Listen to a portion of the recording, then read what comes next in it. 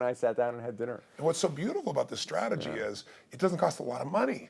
Right. It's really more people getting clear who is my ideal customer in this market or any market, targeting those people and going and communicating ongoingly. Now, I know you did that with Charlie Munger too. Isn't that one of the ways you doubled sales for the first advertising company working with Charlie Munger? Right. Actually, by the way, if people don't know, Charlie Munger is whose partner?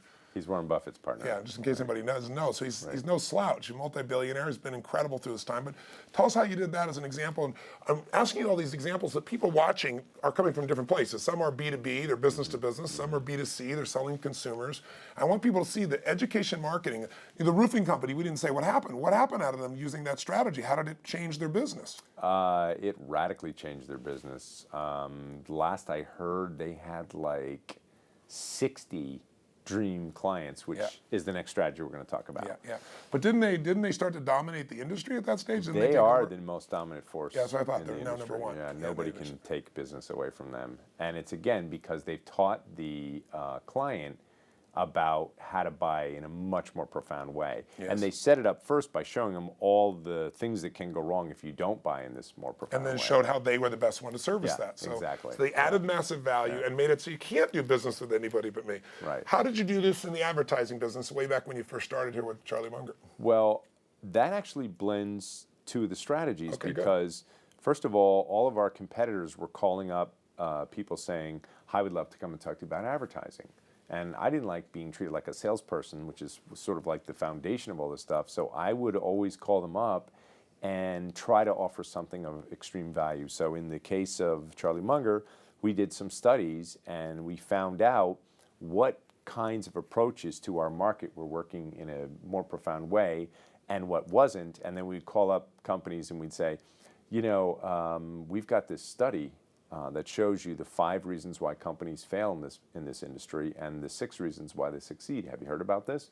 No, I haven't. Well, we've got this great study, and we're going to be showing this to all your competitors. I wasn't that blatant, but you'd say if you're talking to Bank of America, you'd say, and actually we are going to be showing this to Wells Fargo and Citibank, and just thought you might want to see the same information. It's pretty hard to turn that down if it sounds like compelling data and their competitors are going to see it.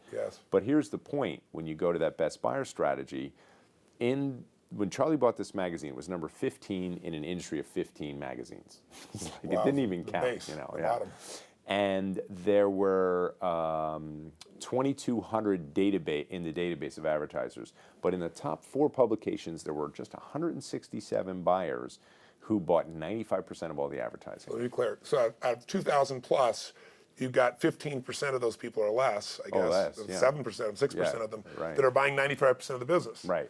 So if I could focus in on those 6%, all I got to do is land one of those and I make a ton of money. Right, and that's what most people don't realize. But here's the key: is that it takes an intense effort. Most people well, boy, I mean, if Microsoft bought from me, it would change my life. But they're so big, you never get them. Well, I'll show you how to get them. You just never give up. So tell us how you did that. So we took this list of 167 potential advertisers. Biggest buyers. Yeah, the biggest buyers. I took the budget, which was $2,200 a month that we used to just do a blanket mailing every month. This is what we're doing this month in our magazine. Please advertise. This is what we're doing that month in our advertising. Please advertise. And we just took that budget and we spent it on 167 people. So it took all that you were spending on the couple thousand just on the key buyers, just shifted it. So if you're one of those guys, now you're starting to we send 2 gifts.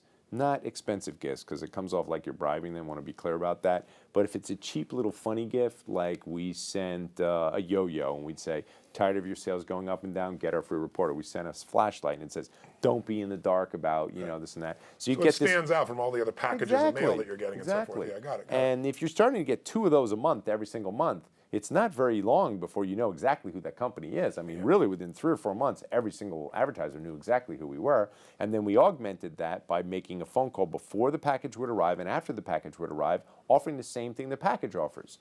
So that I get, just like the same message from you again and again and again. And over a 3, 4, 5 month period, we didn't get any because we're going after the biggest ones. So you didn't get anything in the beginning? 4 months. Now that's when most people would just go, it's not working.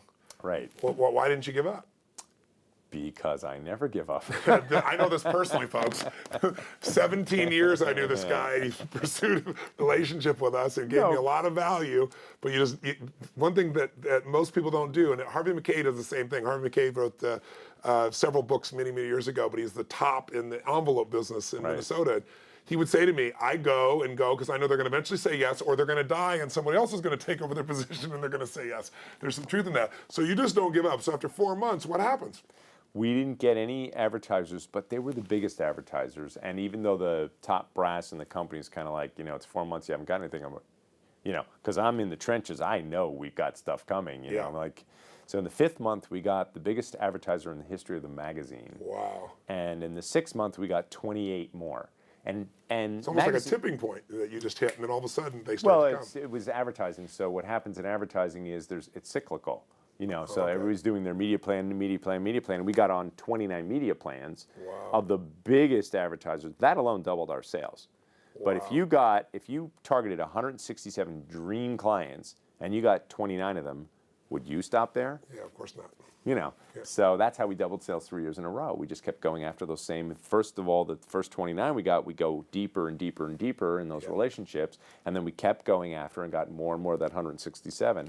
And in the first year, just that tied me with first place with the #1 book in the field. And the second year, we doubled their advertising pages.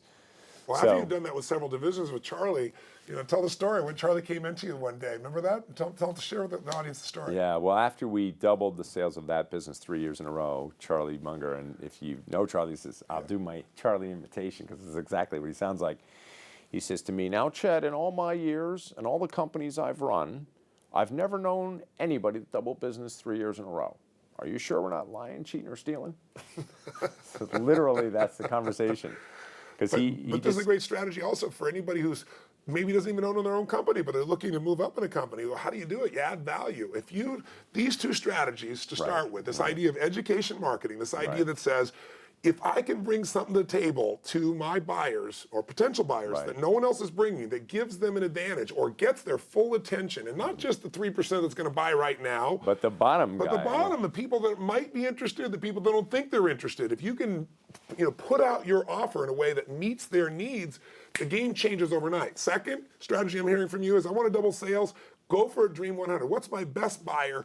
Where can I concentrate tons of effort? Now, truthfully, when you do that, if you've already got a business, you keep what you're doing right now so you don't lose that, and you make this a second parallel strategy, right? Right. I mean, in the case of Charlie, he had all the money of God, so it wasn't going to break him that it took me 5 months to get the first advertiser, and then the 6th month, all those additional advertisers. But most companies, you can't abandon all your current strategies, but you can add this additional side strategy. And here's a quote: "There's no one you can't get to if you're determined."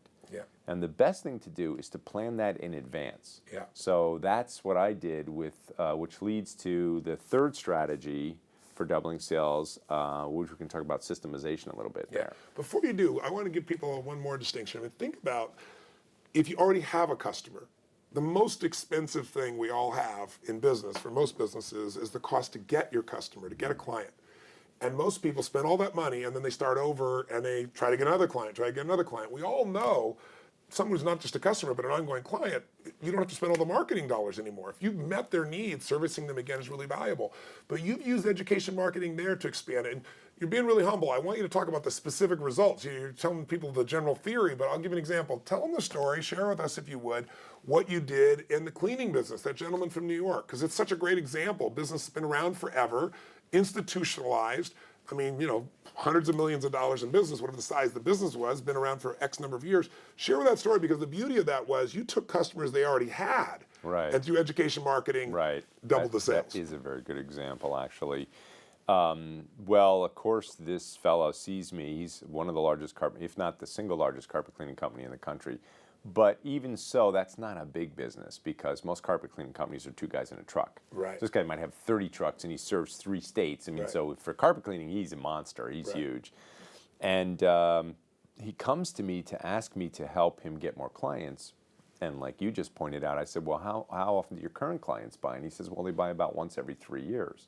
And he had 30,000 clients. So if you do the math, that's 10,000 sales a year. So I said, well, what have you done to try and get them to buy more often? He says, oh, we give them, coupons and discounts, typical tactical stuff, right? Yeah.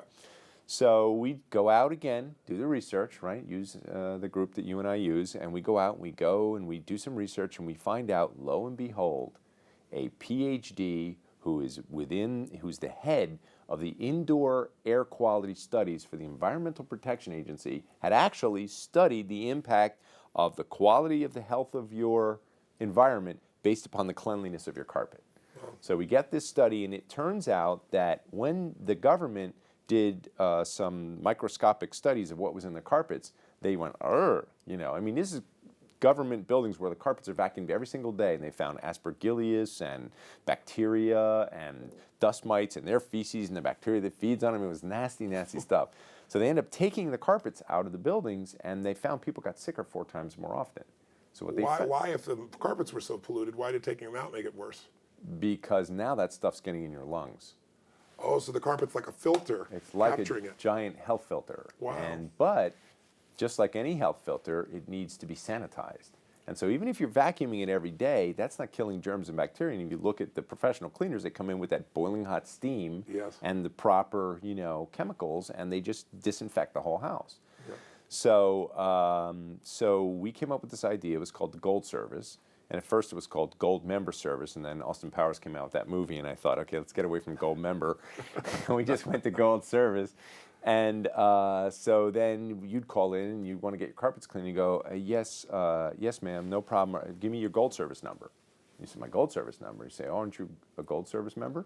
And she'd go, well, no. Oh, okay, well, it turns out, and they would do that little education about the government and, how they studied and, and how your carpet should be cleaned about every 6 months. And so if you're a Gold Service member. So if you clean every 6 months, all these problems go away. Yeah, plus we'll give you a discount.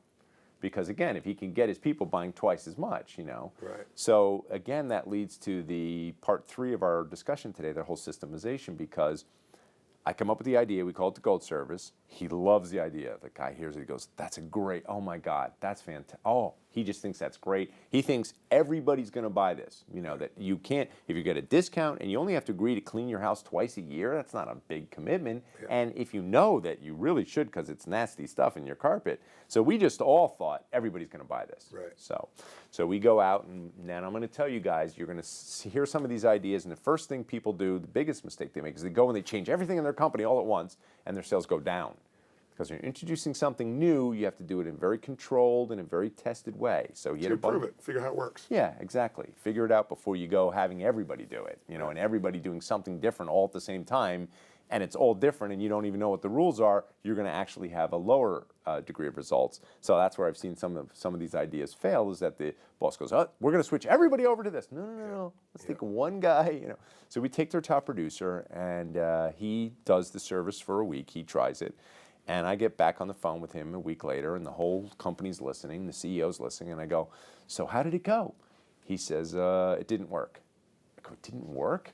And we were all psyched for this, He goes, no, it didn't work. And I go, well, how many people did you offer it to? He said, I offered it to 10 people.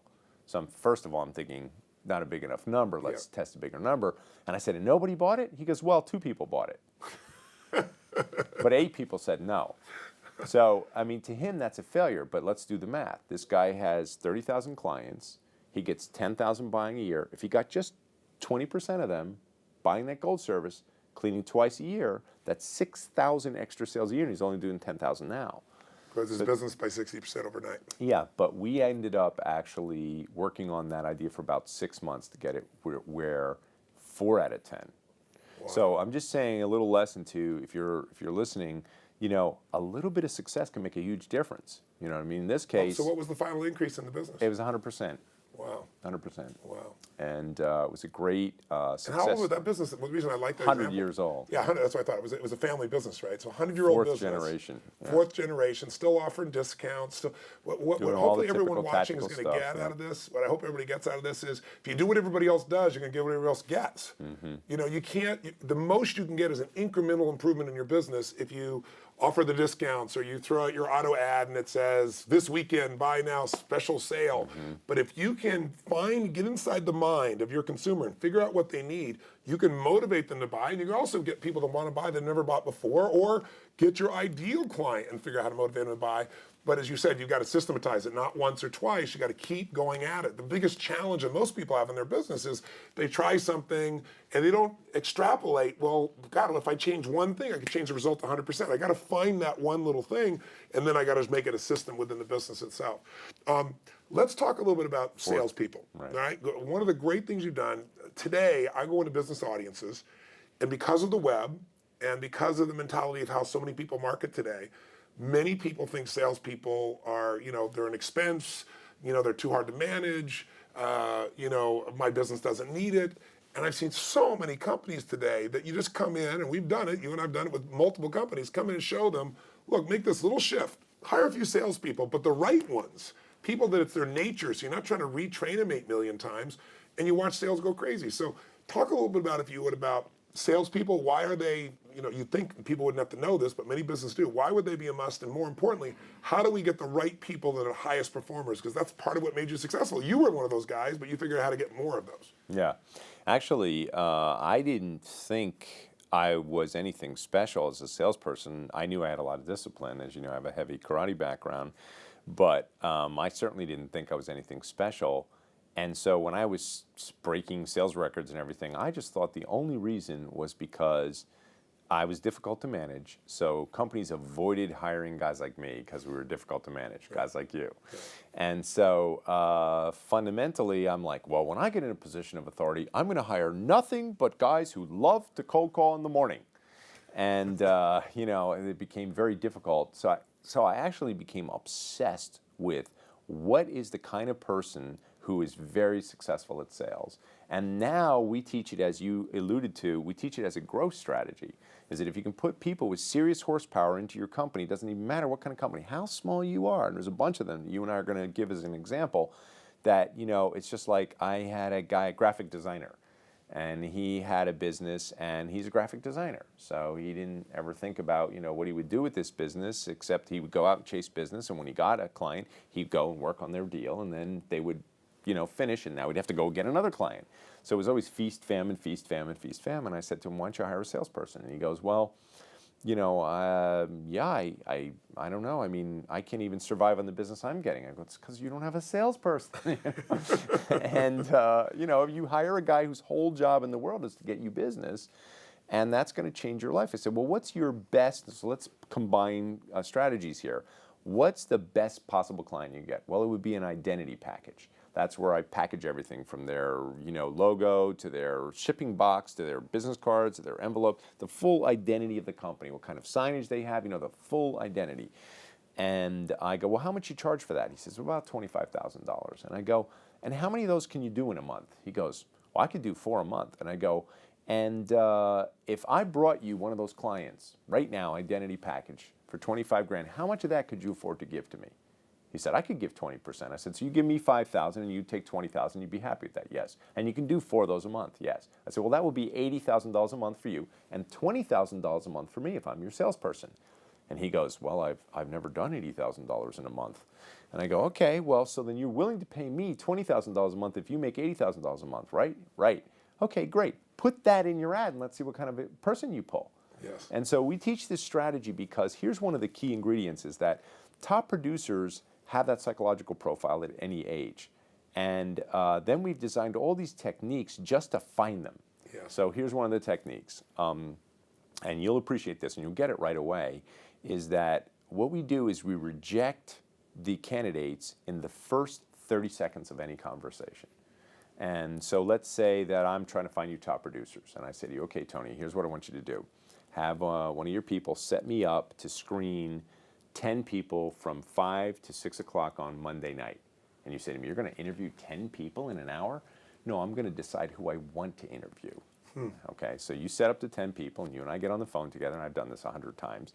And then I dial out, and I bring the first guy in. So the first guy comes in, he's just on the phone. I say, okay, Bill, and you're listening. And I go, okay, Bill, look, we got 55 candidates for this job. Tell me why we want to interview you. So Bill goes, well, can you tell me a little bit more about the job? And I go, you know what, Bill, that's a long conversation. And one of the key lines we put in every ad, it says, don't even call. You'll see my ads running everywhere, right? Because I've been teaching this for years. But it says, don't even call unless you're the best. So, and can prove it or something like that. And so I'll say, Bill, the ad said don't even call unless you're the best. So we're determining right now who we even want to interview. Why do we want to interview you? And 9 out of 10, this is what you'll get. You'll get, well, let's see, I like sales, and I like people, and my mom says I'm real good at it. And I believe if I really believe in your product, I can sell it. And no matter what the guy says, here's what we'll say. We'll go, I'm really not hearing top producer. And you hear this silence. And 9 out of 10 will go like this. They'll go, you're not? And I'll go, no. Complete conviction that you are not a top producer. Right. And the guy goes, well, okay. All right, well, thanks for your time. No problem. Bye. Click, off the phone. And that's how fast it is. Now, what happens when you get a top producer is you can't convince them they're not a top producer. Right. I just saved that guy 2 years of misery. Because if I interviewed him in a loving and supportive environment, just like all people interview today, HR friendly, no offense to the HR people listening out there who hate me for this stuff. But, it's what happens is it shows you right away how the person responds when rejected. And let me ask you a question. Is sales a loving and supportive environment? No, it's not. Or is it fraught with tremendous rejection on a regular basis? Right. So I had one guy say to me, I go like this, I go, I'm really not hearing top producer. And the guy says, well, maybe you're deaf. And he starts, and then he starts saying, because the last job I went into, he said, I was the new guy, and after 8 months, I started passing people who'd been there for 8 years. And the job before that, I broke every record. I'm like, that's what I'm looking for. He's selling. I'm pushing him away. He's pushing harder back. And that's psychological profile. Now, here's the thing. The real key, and again, you can't discriminate by age. So one of our key lines in our ads all say, young or old, if you have the stuff, we'll know. Right. Now, usually that pulls me that 19-year-old Tony Robbins Jr., and he believes in himself. Even though he hasn't proven anything, doesn't have the track record yet, and maybe he was a three-bagger. Wayne Dyer calls it the three-bagger. I don't know if you heard this, right? In the grocery store, he's the guy with, the other guy's only filling up one bag of groceries, the bagger, and this guy's got 3 bags, and nobody told him to do that. It's not the standard. Nobody else. It's his nature. It's his drive. It's who he is. Yeah. And so I'm like a radar for those people. I'm looking for them all the time because our companies hire 15 to 45 people a week. Yeah, I know. That's how fast we're growing right now, and it's because these strategies are really helping people and really making a difference. But in the case of this superstar mentality is, I'll just use my daughter as an example. Her, she's a real star, and she's a classic overachiever. She works harder than me. And the only one in my whole life that I've ever met who works harder than me is you. And she's right there with you, because I stop at, 8 or 9 at night after 15 hours. Amanda you get emails from me at 1 a.m. Yeah, yours are 1 and 2 o'clock in the morning, And, but that girl's a classic overachiever, everything she does, she's going to do well. So she comes home to me one day and she's got a comp plan from a company. And something we teach people because it's really important how you structure the comp plan. And she shows me, Dad, look at this. This is the kind of money I can make, but they don't pay any base. I'm going to say, honey, I'll take care of your expenses. If that's the kind of money you can make, I'll take care of your expenses. So we help companies add these future Tony Robbins of tomorrow when they're only 18, 19, 20, 21, 22, fresh out of college. Right. They're really cheap. Yeah. I mean, if you have to give them some kind of draw, it's $2,000 a month. Yeah. And then they just set the world on fire. But you got to be able to attract them. You got to be able to recruit them. You got to be able to make the right offer to them. And there's a little more to this interview process than I can give here today. But the great thing is if you can train these salespeople, if you've got a core story being here's how we put across who we are, the thing that hooks people. You can take any person who's got that kind of drive and they can engage the whole pyramid, or at least 2/3 of the pyramid. The people already buying, the ones that might be interested in buying, and the ones that, are not sure. They're in the game with somebody like that who has that kind of drive and passion because you've educated them to market in a totally different way. And if you focus them on your dream buyers, your ideal buyers, now the level of success any business, that's how you've doubled sales over and over and over again. One of the reasons we partnered is for years I've been turning companies around. And there's lots of ways you turn companies around. There's things you do on the cost-cutting side. There are things you do at the executive level. There's things you do in the structure of marketing. But when it comes to coming down and actually changing the marketing and sales, the pieces that we've done together and that you've been doing for 3 decades are absolutely incredible. So let's do this. Let's take some samples if we could. And I'll just give you, just off the cuff here, some of the people that have emailed us. And let's see what you come up with. And rather than more strategies, maybe let's apply the ones we've already talked about so people see in a practical way at how to use this. Listen, if you are interested in actually doing consulting or coaching with us, we do business mastery. We have a DVD program called the Ultimate Business Master Series. Chet, we have a company together that recruits salespeople. So those are our commercials for you. But we're not exactly holding back here. We want to give you everything so you can do it on your own. But if you want additional resources, we're Business Breakthrough International. We'll put the information on here. Businessbreakthroughs.com. Businessbreakthroughs.com, excuse me. And it's breakthroughs with an S.com. So let's take a couple of our viewers, so to speak. They've sent these in, and they're fascinating. They're from all over the world. Here's a gentleman from New Zealand. He has an adventure tourism business. His name is Brian, and Brian says his problem is he's got low profitability. He's got about 12,000 clients a year, but he has a hard time getting the higher spending clients, he said. And he says they have a seasonal business. It's in New Zealand, and he said the winters are pretty tough there, not like the U.S., but tough there. Beautiful location. They've cut all their costs that they can cut. He said doesn't see any other opportunities to cut costs to make his business work. He's restructured the management, spending more money on marketing, but he's doing e-newsletters, but his business is upside down still. What would you do to turn him around? Okay, well, first of all, again, if we go to the education-based marketing concept, what are the reasons why people do this? And can you motivate even this guy? So we look at the pyramid, and let's say I'm the guy at the bottom of that pyramid where I'm like, I'm not interested in adventure tourism. I want to relax. I want to lay on a beach. Right. Okay, and I sure as heck don't want that for my company. Right. But if you offer me a thing, an education that says the 5 greatest insights to creating a company with great leadership today, and I'm making this up off the top of my head, and so as an owner of 12 companies with you, I might say, well, that sounds kind of interesting. How long does it take?